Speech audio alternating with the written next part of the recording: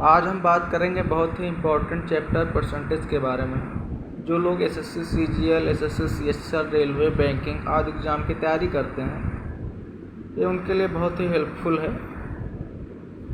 तो सबसे पहले आज हम बात करेंगे कि प्रतिशत होता क्या है, व्हाट इज परसेंटेज।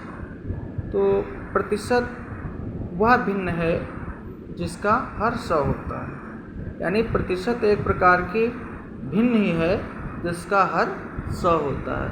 जैसे 10/100 बराबर 10%। ऐसे 20/100 यानी 20/100 क्या है, एक भिन्न है, बराबर 20%। 30/100 बराबर 30%। ऐसे ही 2/100 भी एक प्रकार की भिन्न है, तो हम इसको क्या कह सकते हैं, इसको 20% कह सकते हैं। 3/100 इक्वल टू 3%। अब प्रतिशत हम निकालते कैसे हैं, तो इससे पहले ये भी देख लेते हैं कि 10% जो लिखा है इसको हम 10/100 भी लिख सकते हैं। अब बात करेंगे कि हम प्रतिशत कैसे निकालते हैं, प्रतिशत निकालना सीखेंगे। तो पहला क्वेश्चन है, किसी व्यक्ति की वार्षिक वेतन 50,000 है, वह अपनी वेतन का 10% खर्च कर लेता है, तो बताइए वह कुल कितने रुपए खर्च करता है। तो हम बेसिकली कुल खर्च निकालेंगे। तो कुल खर्च इक्वल टू 50,000 गुणे 10/100। एक जीरो से एक जीरो एक कट गया और एक जीरो से एक जीरो एक कट गया, हमारा आंसर आ गया 5,000 रुपये। यानी वो 5,000 रुपये जो है उसका कुल खर्च आता है। ऐसे अगला क्वेश्चन है, किसी दुकानदार की वार्षिक आय 10,000 रुपये है, वह 20% अपने पुत्र को दे देता है, तो बताइए वह अपने पुत्र को कितने रुपए देता है। 10,000 का 20% यानी 10,000 गुणे 20/100 इक्वल टू एक जीरो से एक जीरो कटा, एक जीरो से एक जीरो, 2 1 जाओ 2 और आ गया है 2,000 रुपये। ऐसे अगला क्वेश्चन है,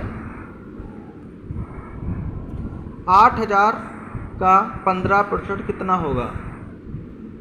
तो इसका सॉल्यूशन देखिए, 8,000 का 15% यानी 8,000 गुणे 15/100 बराबर 12,000 रुपये, यानी इसका आंसर कितना आ गया, 12,000। इस प्रकार से बहुत ही आसान क्वेश्चन है, अभी तो शुरुआती लेवल है इसका।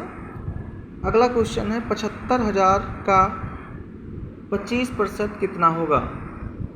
तो 75,000 का 25% सेम इसी तरीके से कर लेंगे, यानी 75,000 का 25% बराबर 75,000 गुणे 25/100, यानी 25% का मतलब 25/100 और का की जगह पर हमने लिख दिया गुणा का निशान। इसको क्या किया, 2 जीरो से 2 जीरो कट गया और 25 शून्य में शून्य, 25 पंचे 125 कैरी आया 12 और 25 सत्ते 175 और 12 187। इस तरीके से आ गया हमारा 18,750। अगला क्वेश्चन है, पांचवा क्वेश्चन है, 15,000 का 18% कितना होगा। तो अब इसको ऐसा ही कर सकते हैं सेम जैसे ऊपर वाला क्वेश्चन था, 15,000 का 18% बराबर, इसको ऐसे लिख सकते हैं 15,000 गुणे 18/100। इसमें भी 2 जीरो से ये 2 जीरो कट गए यहाँ पे, और इसको हम सॉल्व करेंगे तो कितना आंसर आ जाएगा, 2,700 रुपये।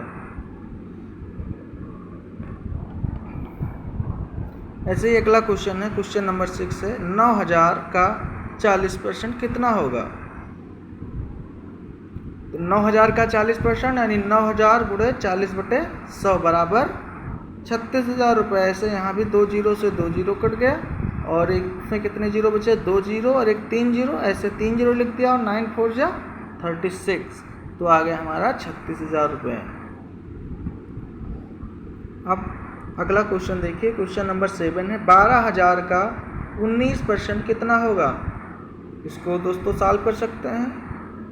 12,000 का 19% यानी 12,000 गुणे 19/100, यानी इसको सॉल्व करेंगे तो कितना आएगा 22,800 रुपये।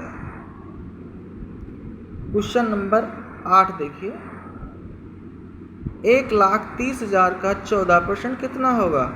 1,30,000 गुणे का 14% बराबर 1,30,000 गुणे 14/100। इसको सॉल्व करेंगे तो कितना आ जाएगा 18,200 रुपये।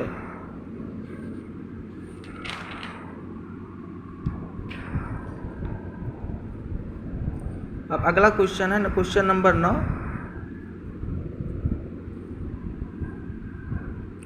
राम परीक्षा में 600 में से 360 अंक प्राप्त करता है, बताइए उसने कुल कितने प्रतिशत अंक प्राप्त किया?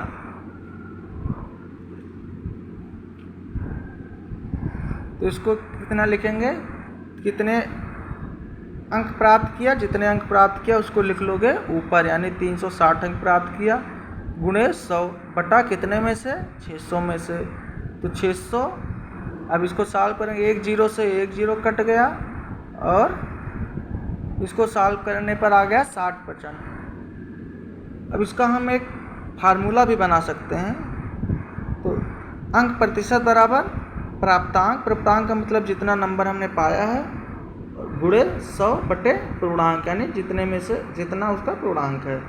तो क्वेश्चन है एक, क्वेश्चन 10 है, सीता परीक्षा में 600 में से 340 अंक प्राप्त करती है, उसने कितने प्रतिशत अंक प्राप्त किया? अंक प्रतिशत निकालेंगे, अंक प्रतिशत बराबर ऊपर वाला ही फार्मूला लगाएंगे, कितना हो गया प्राप्तांक, प्राप्तांक गुणे 100 बटे पूर्णांक, यानी प्राप्तांक कितना था वही जितना नंबर अचीव किया 340 गुणे 100। यहाँ पे कितना है 2 0, 2 0 से 2 0 कट गए और इसको सॉल्व कर लोगे, 6 5 जा 30 और 4 बचा 6 36, यानी सॉल्व करेंगे तो इतना आ जाएगा 56.66%। अगला क्वेश्चन है क्वेश्चन नंबर 11, गीता परीक्षा में 600 में से 390 अंक प्राप्त करती है, बताइए उसने कुल कितने प्रतिशत अंक प्राप्त किया? अंक प्रतिशत बराबर अभी ऊपर बताया था, इसका फार्मूला क्या होता है प्राप्तांक गुणे 100 बटे पूर्णांक। प्राप्तांक में से कितने नंबर उसने पाए 390 पाए, गुणा 100 बटा 600, 2 0 से 2 0 कट गए और 6 से 390 को भाग करोगे तो कितना आ जाएगा 65%।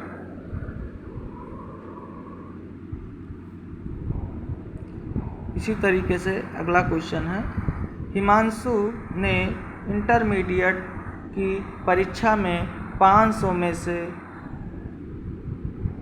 250 अंक प्राप्त किए, बताइए उसे कितने अंक प्राप्त हुए? तो अंक प्रतिशत बराबर प्राप्तांक गुणे 100 बटे पूर्णांक, कितने अंक प्राप्त किया था 250 गुणे 100 बटे कितना हो गया 500, यानी 2 0 से 2 0 ऊपर कट गए और 5 बचे, यानी 5 यहाँ आ गया और 0 कितना आ गया 50%। ये तो सीधा सीधा आप ऐसे देख सकते हैं कि 500 में से 250 अंक पाएगा तो सीधे कितना अंतर आ जाएगा 50%।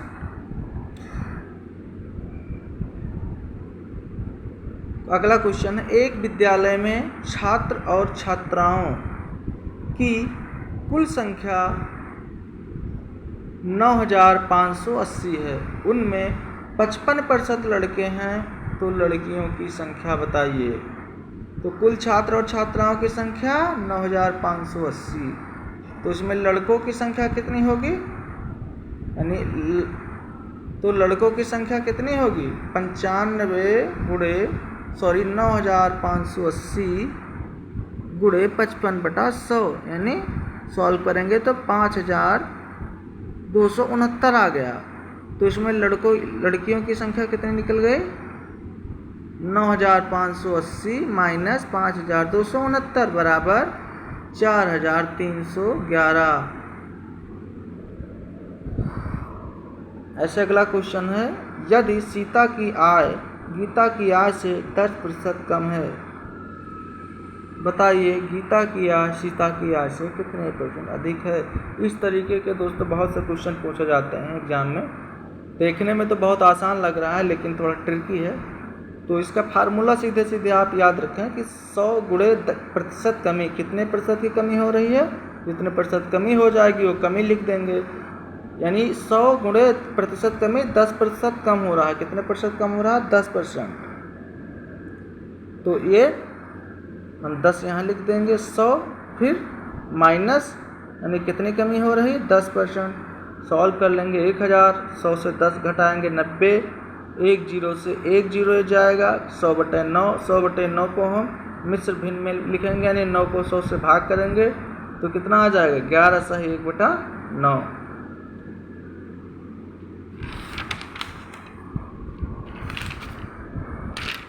अब अगला क्वेश्चन देखते हैं। क्वेश्चन नंबर 15 है,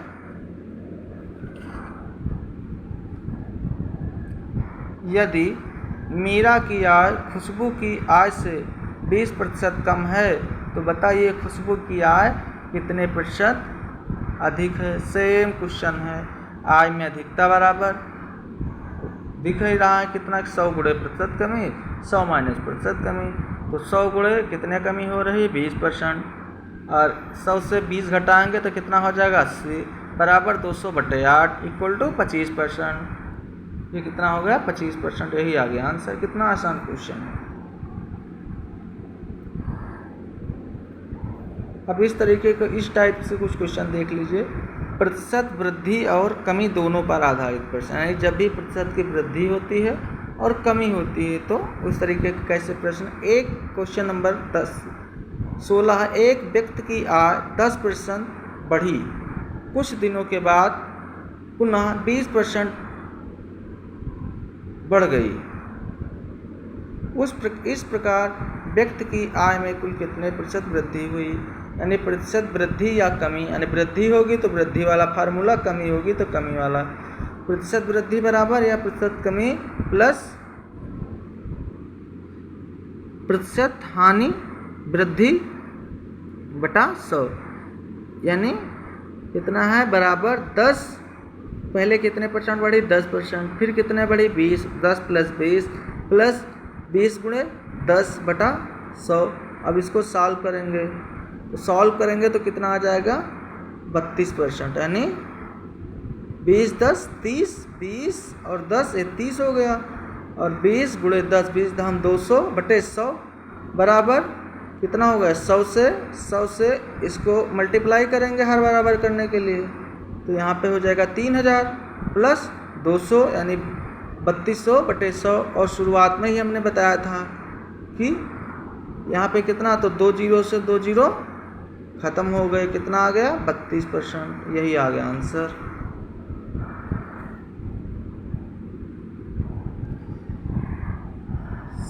अगला क्वेश्चन है, एक व्यक्ति की मजदूरी पहले 20% बढ़ी परंतु कुछ ही दिनों बाद मजदूरी 10% घट गई। इस प्रकार उसके मजदूरी में कितने % का परिवर्तन हुआ।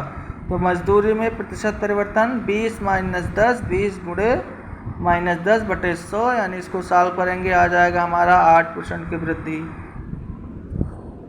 यानी 8% की वृद्धि हुई, यानी 8% का परिवर्तन हुआ। अगला क्वेश्चन है,